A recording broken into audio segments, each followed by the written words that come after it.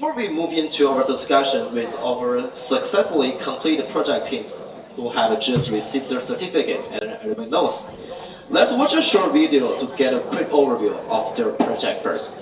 So hey everyone, so this is the project Plates Beyond Barriers by Jonathan, Daniel, Aaron, Amin, and Ethan. So for the content, we are looking through introduction first, and then purpose and goals, and then process, and at the end, achievements. So to introduce ourselves, we're a non-profit fencing club based in London, Ontario, with our target demographic being youths ages 8 to 15 years old. So for our purpose, fencing is known to be quite an expensive sport, so the whole reason we created Blades Beyond Barriers is to break down that financial barrier to fencing. And our goals were to introduce fencing to over 20 kids in London, purchase enough gear for everyone to try it, bring some of our members to a fencing competition, and lastly, help youth develop character traits such as patience, decisiveness, and teamwork. So our process all started with a CCFOE grant, and to secure it, we designed a project to meet the requirements, and we had to lock down a specific budget. Once we got the grant, we executed the logistics like purchasing equipment, securing the insurance for our fencers, and booking our venue. And we also had incredible support from our varsity coaches, Brad and Carol. After that, our next steps were creating a website and spreading our advertising so that we could get fencers. And although it was a complicated process, with the right help from CCFOE, we turned our plan into reality. Yeah, so we were luckily able to get insurance, a venue, a lot of equipment for everybody, and also lots of members. So for more details, we have actually taught over 50 different people about fencing. We have also averaged around 15 plus people per class. We've also brought a few of our members to the Brock fencing tournament in November. And lastly, we have talked about teamwork through activities, and also patience, resilience, and discipline through fencing. So lastly, we would like to thank CCFOE for the grant and support. Their help made this project possible, and we are really grateful for this opportunity. So thank you. Hello, my name is David. And my name is Eric, and this is the Next Round Project.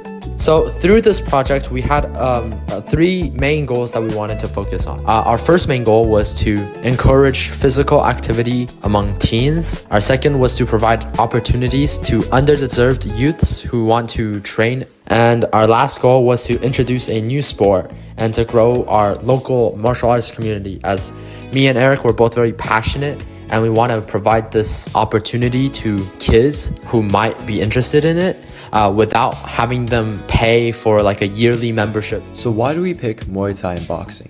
First of all, we're both very passionate about our craft, and we're also pretty experienced. We've been training for many years, we've competed as an athlete, and we've also acted as a coach at our regular gyms. Some of the benefits include improved physical fitness through rigorous training, improved mental resilience by staying disciplined throughout the entire session, as well as improving your own confidence and having this knowledge that you have self-defense potential. Contrary to what many people believe, Muay Thai and boxing are actually very low risk of serious injury as long as proper safety is followed.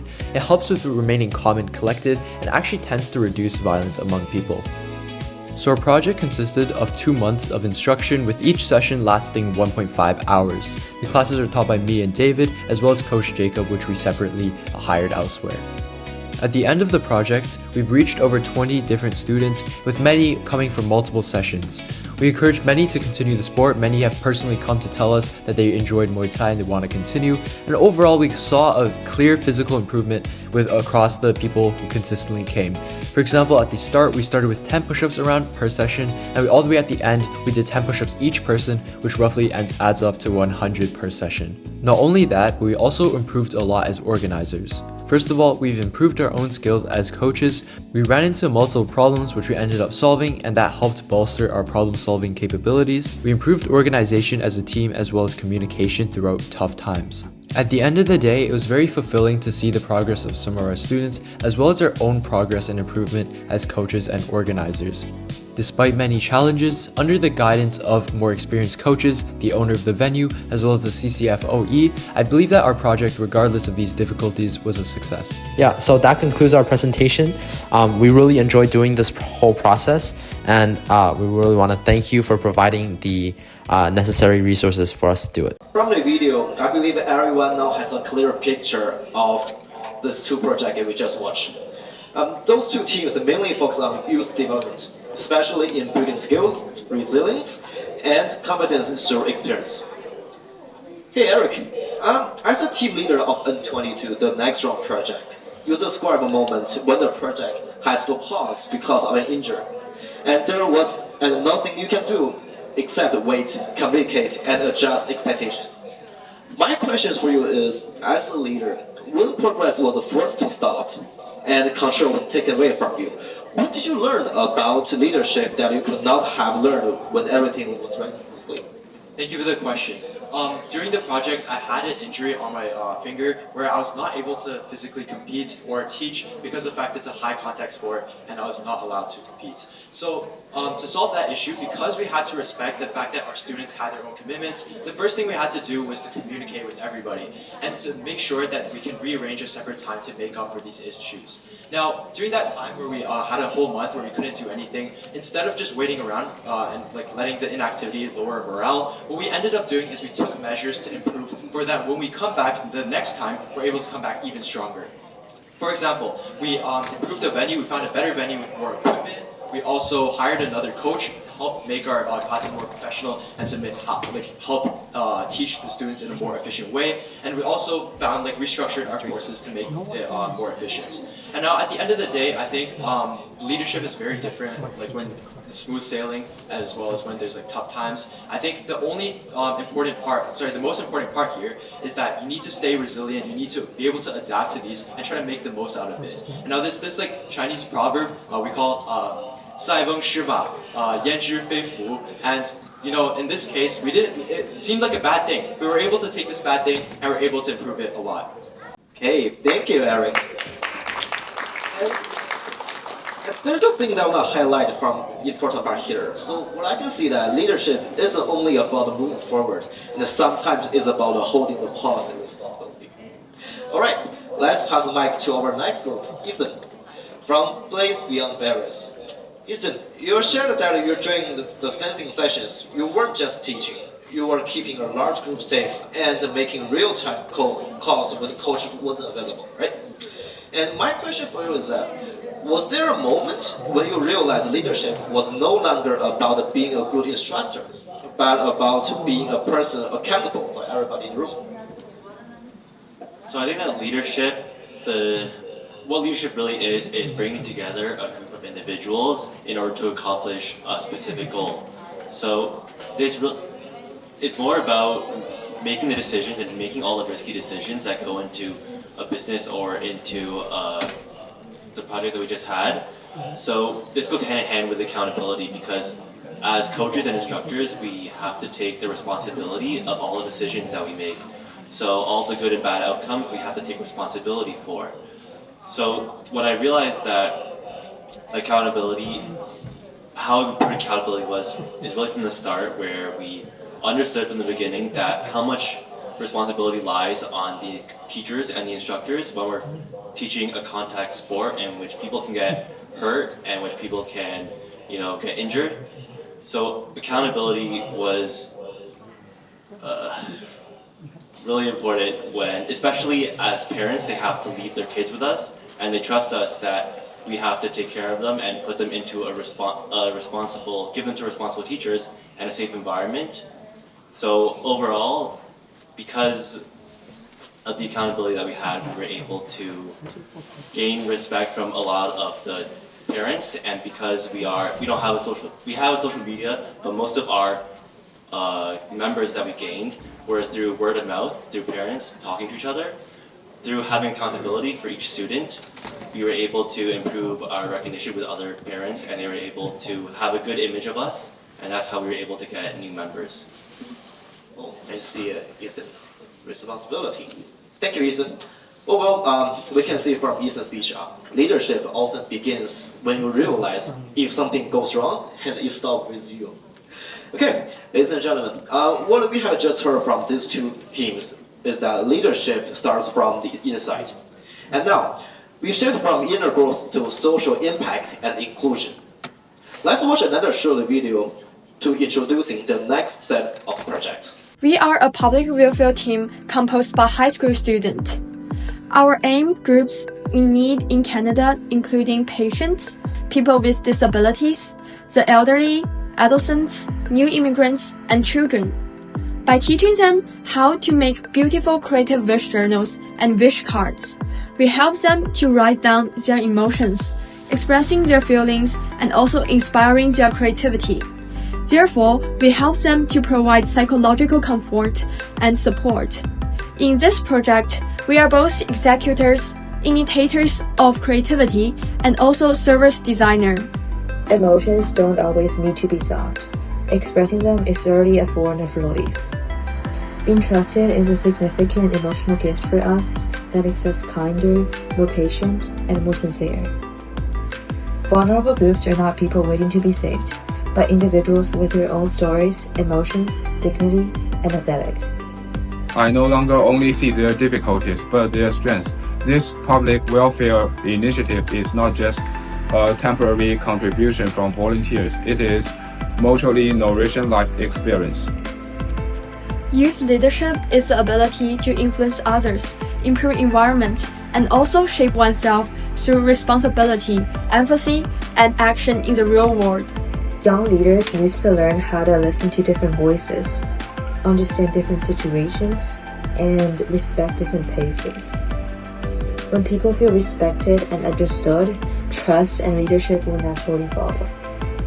Hope in the future, artistic expression and psychological care will be further integrated, reaching more hospitals, retirements, and youth counseling centers in order to bring warmth and hope to more people.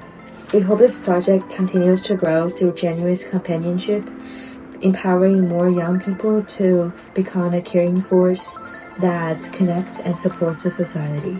Let artistic creativity become gentle yet powerful way to support society. Thank you to the CCFOE for providing us the opportunity to go through the community service. Thank you to the mentors for their guidance and support throughout the project. Also, thank you to the Canada's government for its CSC funding.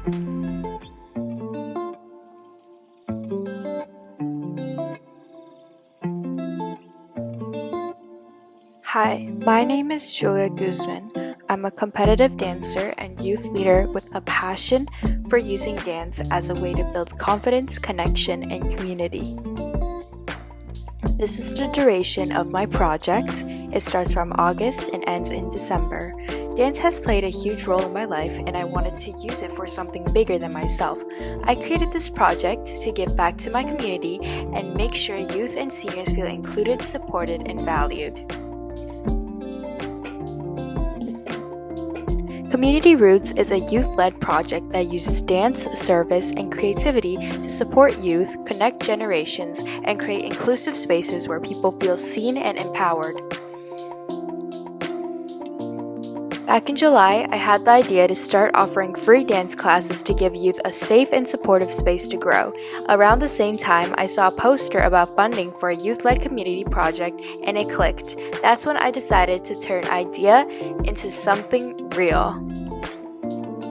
I'm currently 16 years old and I'm going into junior year in high school, and I am a dancer, and we will see how that is important.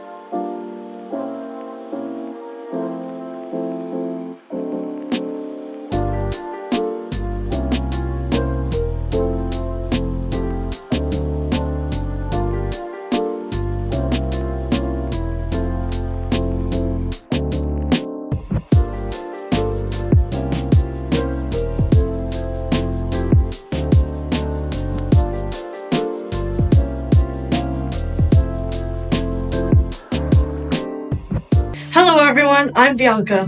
Hello, I'm Hardy. And I'm Clara. and representing Humane, our comprehensive fall prevention initiative for seniors across the Greater Toronto Area. Every year, over 600,000 Canadians experience falls requiring medical attention. Falls are the leading cause of injury-related hospitalization among seniors, with 1 in 3 adults over 65 experiencing a fall annually. Humane was designed as a direct response to this critical public health crisis. We created evidence-based educational workshops specifically targeting adults aged 50 and older throughout Vaughan, Markham, Toronto, and Thornhill. Our primary purpose was reducing preventable fall-related injuries through hands-on safety training and education that seniors could apply immediately in their daily lives. We focused on teaching seniors how to identify and systematically eliminate common fall hazards in their homes and daily routines, covering everything from staying active to floor safety. We aim to build confidence and reduce the fear and anxiety that many seniors develop after experiencing or witnessing falls, empowering them to maintain their independence and quality of life. Each workshop provided participants with take-home safety resources, exercise bands for strength training, and tools they could implement immediately to create safer living environments. We successfully delivered 11 workshops through partnerships with aging specialists, licensed physiotherapists, and certified chiropractors, as well as community organizations including Better Living Toronto. We reached over 300 seniors through bilingual sessions offered in both English and Chinese, ensuring accessibility for diverse community members across multiple GTA locations. Participants began implementing safety changes in their homes, including installing non-slip mats, improving lighting systems, and reorganizing furniture to reduce fall risks. Humane demonstrated that targeted, accessible education can significantly impact senior safety, independence, and quality of life while addressing a critical gap in preventative healthcare. Given the aging population and increasing fall-related healthcare costs, projects like ours represent essential community-based solutions that can save lives and reduce the healthcare system burden. So we are truly honored to have you, our Mr. Councillor Jamal Myers, with us today. And thank you, Councillor, for your continued support for our youth leadership and volunteerism. Ladies and gentlemen, please give Councillor Myers a warm round of applause, please. Have a lot of share with us, but let's start from our third side, from Fancy. So let's start from Team N10, Creative Visuals. Fancy, when responsibility suddenly became real, what did you learn about leadership that you could not learn from planning or training alone? So thank you for your question. The one thing I learned about leadership that I couldn't learn in school is that leadership isn't only about leading a team, but it's also related with express values to others and share it to your community. So for example, when we face about some children who is really shy, they don't really want to talk to you, it's fine. So one thing I think art is really good is that you don't really need to talk with others, but you can still express your feelings and emotions. So we can just watch them writing down and doing their artwork. This is a kind of respect, and this respect will actually influence their inside. So I think as a leader, you need to share these values to others and also share it to others to let them all have these values. For example, you can start with just a smile. It can warm people's heart. So I think leadership teach me a lot in this project. Thank you.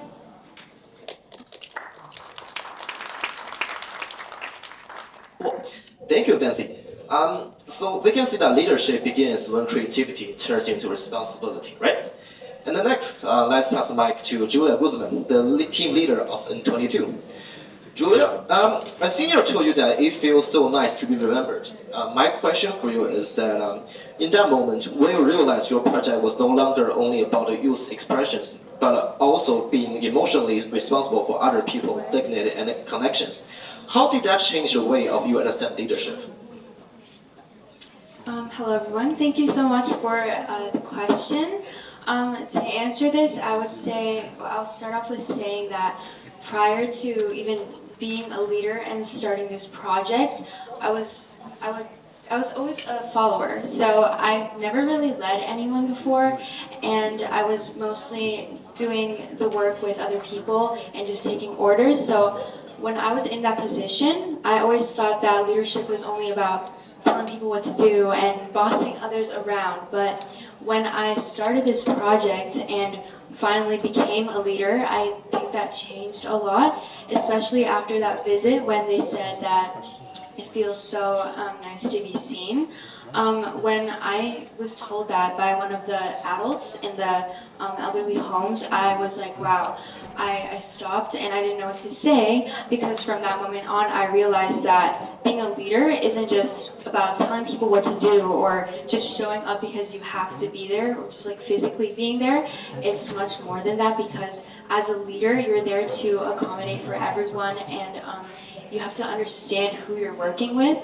So I guess after that experience, being a leader for me, I did everything with intention, so all my actions were intentional. I made sure that everyone felt seen and heard, and that kind of shifted my perspective on leadership as a whole. So thank you so much. Thank you, Julia. So we can see that leadership grows when your actions make people feel seen or forgotten. Okay, and then lastly, let's pass the mic to Clara. Clara, you're the team leader of N23, and my question for you is that, what did you learn about leadership in the moment that you could not learn from planning or training alone? And what did you start doing differently in the later workshop as a leader? Because I think you're facing a special scenario when the people actually fall down, right? Yeah, so it's actually quite ironic that in a fall prevention workshop someone fell, but when that person fell, to me, it felt extremely scary, and I wasn't exactly sure what to do, because although I've done a lot of research in preventing falls, and I have a CPR first aid thing, to me, I've never been a bystander. I've never learned what to do as a bystander if someone falls. But at that moment, the physiotherapist actually stepped in and did a medical assessment, while I handled things like logistics and communication. And I think in a world where we're so strangled or mangled down on a certain idea of a leader being, someone that understands what everyone is doing or has an idea of what this person should do or tells this person what to do, I think it's important to realize that everyone has strengths or areas where they're incredibly good at or talented in that a leader might not necessarily have. And that I think it's super important for a leader to sort of let people do what they can do, or let people do their area of expertise. And a leader is, I think, goal is to be able to fill the gaps in between, or to be able to allow them to express themselves, or to create an environment where everyone in this sort of group they're leading is able to do what they want to do or what they're best at. And I think we can achieve so much greater things than what we originally thought of as a leader, as a limited scope. Thank you, Clara. That's a really strong reflection. And the message is very clear. Leadership shows up when responsibility becomes real, and now when everything goes according to the plan. So, how about let's welcome our Councilor Jerome give a conclusion of our current sharing, please. Thank you very much. As we conclude today's discussion, I want to thank the young people who shared their projects and reflections. What stood out was not only the creativity of the ideas, but the care and intention behind them. The Youth Volunteer Program shows what's possible when compassion is paired with innovation. When community care meets modern tools, including AI-supported approaches to make initiatives more effective, impactful, and scalable. Whether supporting seniors, welcoming newcomers, or building inclusive communities, your work reminds us that leadership doesn't begin later in life. It's already happening right here, right now. Thank you to the organizers, mentors, partners, and families who make this work possible, and most of all, thank you to the youth volunteers for leading with their heart and purpose. It's truly a privilege to be a part of today's celebration. I will say, as a relatively young-ish leader on my own journey, I had never led anything until I led my own campaign. That was the first time I was a leader.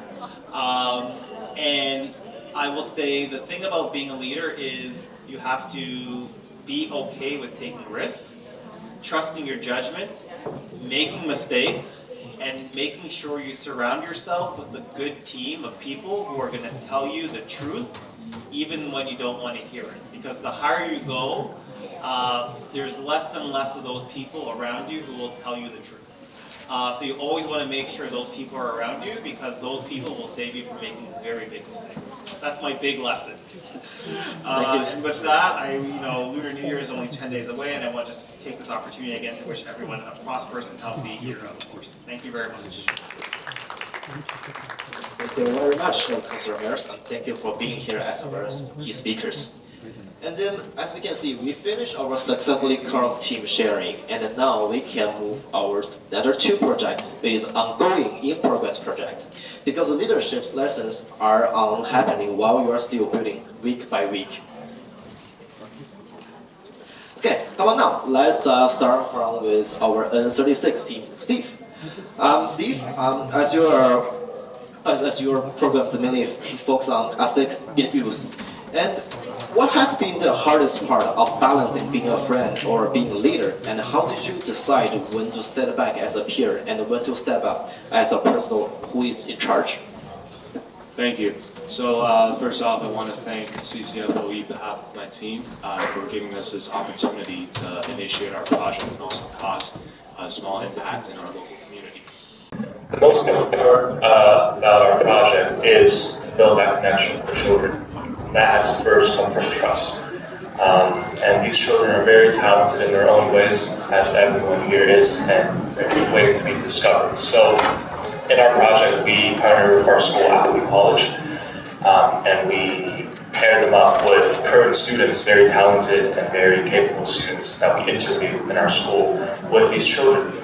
And maybe their talents are able to open another door into a path, their passion. So as a leader now, me and my partner Charles, we made a clothing brand named From Spark. And we incorporated the art talent and artwork of these autistic youth into our sweaters. And our first patch was sold for $3,000 in revenue, and we donated the profit back into the community from the Halton region homeless community. We made 100 of those winter care packages, including hats, gloves, and winter supplies. So for us, we value celebration of achievements rather than focusing on limitations. It's about growing together, it's about guiding them, it's also our mission is to be able to ignite that spark of interest in whatever field of passion they might be, they might have, and that's why we named our brand From Spark.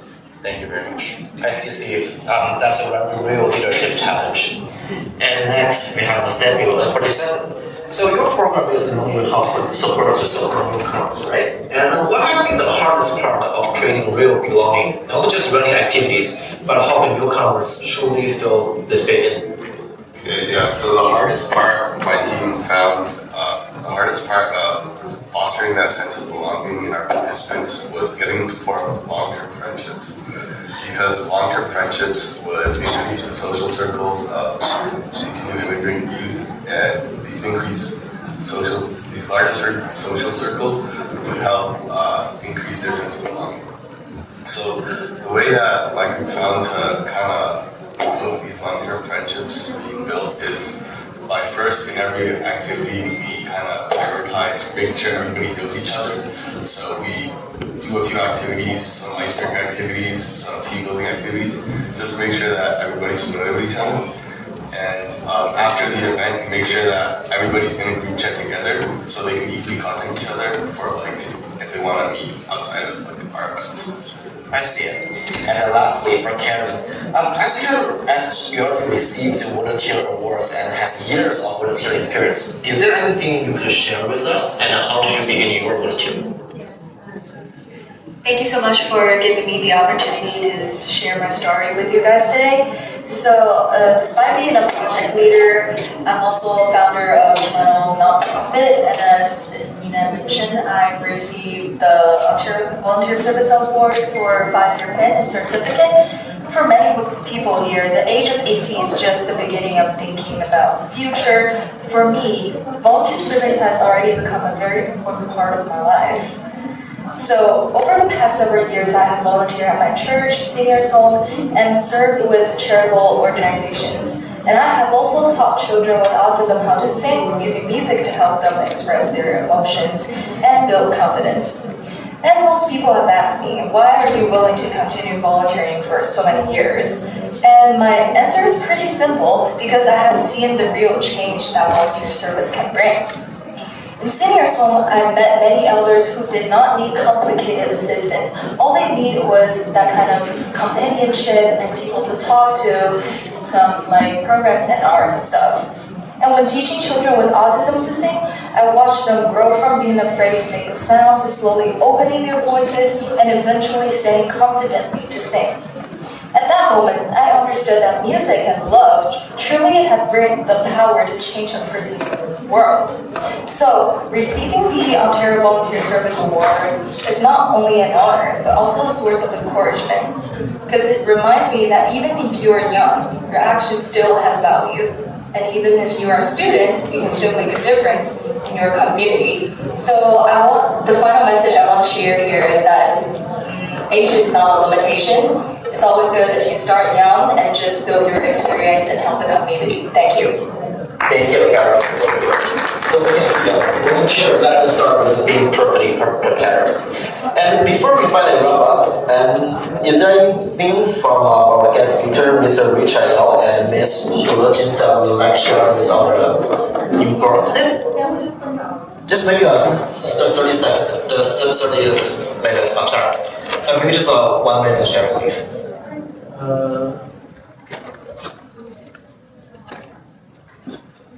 我英文不太好，我就说中文啊。没关系，就是一个30秒的简短分享。我是阿里旅游的叫Richard Yao。我们公司呢，从2019年成立到现在有7年，从一家门店一直接有5家门店。我们不但是致力于我们公司的那个建设，我们同时也承担了我们的社会责任。阿里旅游呢，长期关注社会多元群体的真实需求，我们投入并致力支持自闭儿童的融合发展，也关怀老年人群体的安全和便利。同时呢，我们也帮助新移民尽快的融入社会。希望通过旅游的力量连接世界，传递温暖，让每个人都能够看见广阔的空间。Thank you, Mr. Yao. Is there anything you want to share from Ms. Shulajin? So, if not, let's just wrap up. Ladies and gentlemen, this officially closed our roundtable session. Every thought in discussion has ended, but the spirit of volunteerism has been continued. And we hope more people to join our group and more people to be volunteer to help our society. Thank you, ladies and gentlemen. Big round of applause for everyone. Thank you.